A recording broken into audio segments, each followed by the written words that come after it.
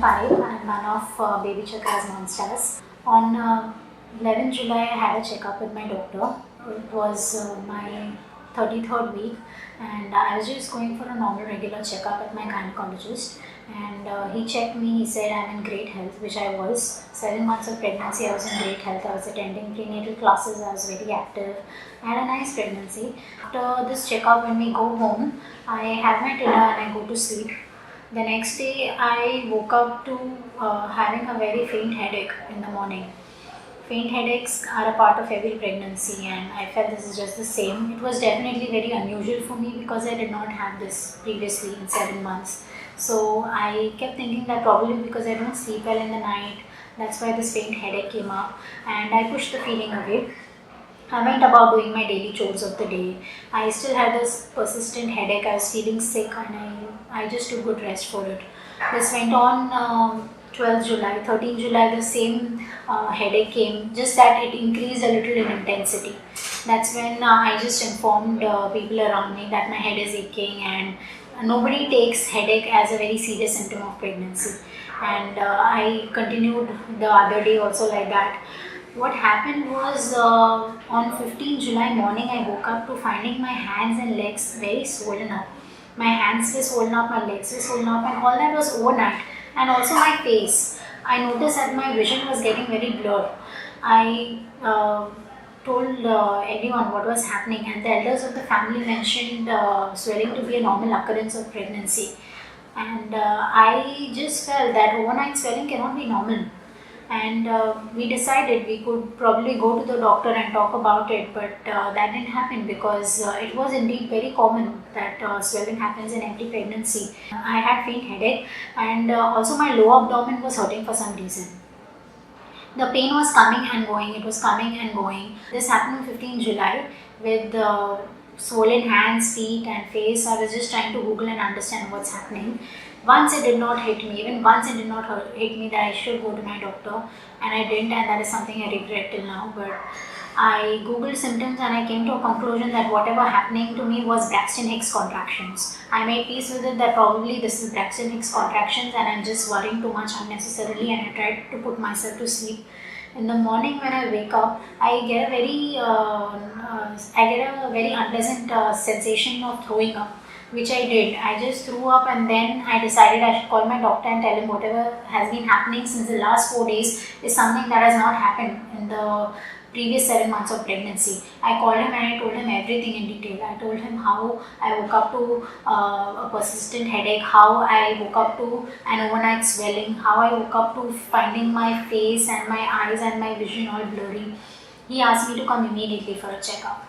And he told, this is something serious, let's pay this more attention, you come down to the clinic immediately. I agreed. I put this phone down, and to my horror, I noticed I am bleeding. And I just didn't know what to do. I was in immense shock. I noticed my clothes were stained. I noticed that what started as normal bleeding turned into lumps and clots.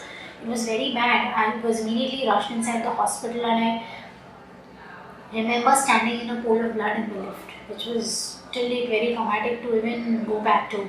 But after I was taken away from the lift, I was put on a stretcher, and the doctor checked me. He used the Doppler, and I just noticed that the sound is not coming. The fetal heartbeat that I heard every time throughout the 7 months of my checkup, the heartbeat was not coming. He told me, it's alright, don't worry, the baby's fine. It's just into a lot of pressure and we'll take care of it immediately. He told me that the baby's fine, but I had something telling me that it's not there. I was immediately taken into the bigger hospital nearby through an ambulance.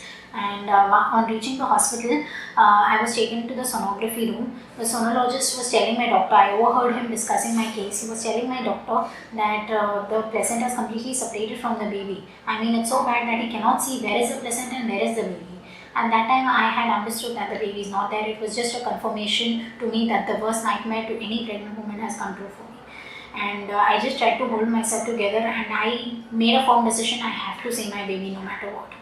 They told me that they will be trying for normal delivery because in my case blood pressure was so high that they could not risk performing a C-section.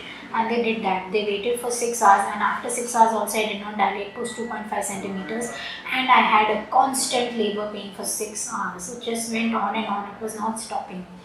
After that also I did not dilate post 2.5 centimeters, and in the worst to worst situations, conditions, keeping the circumstances in mind, the doctor decided that he will have to opt for an emergency C-section, which he did. An injection was given, C-section was performed, and after that I wake up to finding myself on the bed with lots of wires in my hand, and I found myself waking up to a plastic stick inside my neck, and it was passing through my mouth. I didn't know that's a ventilator. I got to know it's a ventilator later, but I did wake up to finding myself on one, and I was more worried about the baby. My only attention, concentration, my entire thoughts were on where my baby is at that point of time. I asked the nurse, because I was not able to talk with that stick in my mouth. I kept giving gestures to the nurse around that come here. I looked at my tummy and I asked where, and they just told me that don't worry, you please relax, your baby's fine, he's in the NICU, he's safe. And I heaved a sign of relief. But then I remembered what the sonologist was telling the doctor. I still kept insisting to meet my husband. They gave me an injection, and I think I went to sleep after that. Then I woke up in the ICU, and then my husband came and he told me that please relax, the baby's fine, he's in the NICU. Just because it's a premature delivery, he'll be in the NICU for a few more days, we'll get you to him. I was like, okay. Then I was actually relaxed after that. After a very long time I was relaxed, and I felt that okay, my baby is fine, probably it was just a misunderstanding, and I went to sleep. Then I wake up after a few more hours, and the doctor was just telling that I'm out of danger, and then my husband breaks the worst possible news to me.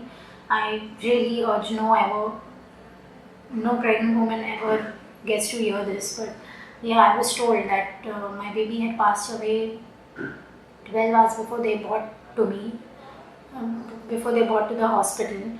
He had passed away in my womb itself, and there was really nothing we could do, because it happens in a split of a second. The complication that happens in a split of a second, and in a split of a second my world fell apart. We really couldn't do anything about it. I grieved over it, I cried over it, I did whatever I could to come out of it. I cooperated with the doctors, nurses, everything throughout my 10-day stay at the hospital. I tried coping up with it. We had a lot of physiotherapy sessions and everything that I went through, and I tried my best to come out of it physically. Mentally, much later I came out of it. Physically, I came out of it like this. And this was preeclampsia to me, and I would want to spread awareness about it, which I will in my next video. It will be much easier for pregnant women to detect to detect this at an earlier stage, and how people can understand the difference between a normal swelling and a swelling which results in preeclampsia. And for that, I would want you to watch my next video. I'll talk about it in medical terms. Thank you for watching.